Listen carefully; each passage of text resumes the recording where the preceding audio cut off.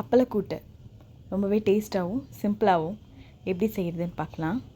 அதுக்கு அரை கப் கடலைப்பருப்பை 1 மணி நேரம் ஊற வச்சு குக்கரில் சேர்த்துருக்கேன். அதில் 1.5 கப் தண்ணி, ஒரு 1/4 டீஸ்பூன் மஞ்சள்தூள் சேர்த்து ஒரு 3 விசில் விட்டு எடுத்துக்கலாம். நெக்ஸ்ட்டு தாளிக்கிறதுக்கு 2 டேபிள் ஸ்பூன் அளவுக்கு எண்ணெய் சேர்த்துக்கலாம். எண்ணெய் சூடானதும் அரை ஸ்பூன் கடுகு, அரை ஸ்பூன் சோம்பு சேர்த்து பொரிய விட்டுக்கலாம். இப்போ இது கூட ஒரு சின்ன துண்டு பட்டை, ஒரு அன்னாச்சி பூ, ஒரு ஏலக்காய், ஒரு லவங்கம், ஒரு பிரிஞ்சி இலை இதெல்லாம் பொரிஞ்சு வந்ததும் 2 வெங்காயம் பொடியாக கட் பண்ணினதை சேர்த்து வதக்கிக்கலாம். இது கூடவே 2 பச்சை மிளகாயை கீரி சேர்த்துக்கலாம்.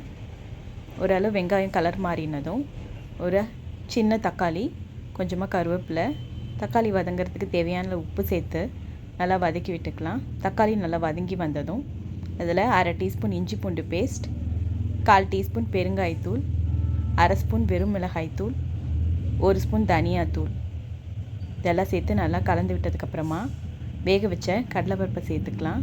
இப்போ இதெல்லாம் மிக்ஸ் பண்ணி விட்டுக்கலாம். இது கூடவே வேக வச்ச கடலைப்பருப்பு தண்ணியையும் சேர்த்துக்கலாம்.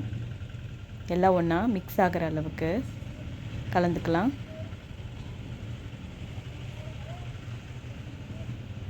இப்போ இதை ஒரு மூடி போட்டு ஒரு 2 நிமிஷம் குக் பண்ண விட்டுறலாம். 2 நிமிஷத்துக்கு அப்புறம் ஓப்பன் பண்ணி பார்க்கலாம். நம்ம போட்ட மசாலாவோட பச்சை வாசனை போயிருக்கும். இப்போ இதில் நொறுக்கி வச்ச அப்பளத்தை சேர்த்துக்கலாம். கடலைப்பருப்பை கொஞ்சம் தண்ணியாகவே ரெடி பண்ணிக்கலாம். அப்போ தான் அப்பளம் சேர்த்தோடனே கரெக்டாக இருக்கும், இல்லைனா ரொம்ப கெட்டிப்பட்ட மாதிரி இருக்கும்.